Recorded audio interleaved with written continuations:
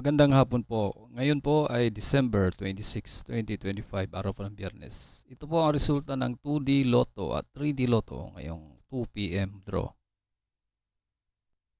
Kung bago ka pa lang sa aking channel, pwede kang mag-like, share, at subscribe para updated kayo sa mga PCSO lottery results araw-araw. Para sa 2D Lotto ngayong 2 p.m. draw, ito po ang mga winning numbers. 2 and 7 in exact order.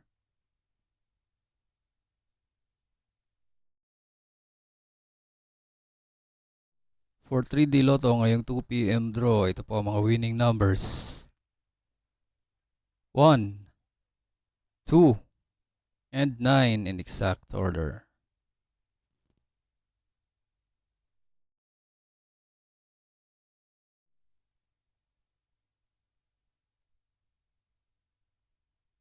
Congratulations po sa lahat ng nanalo.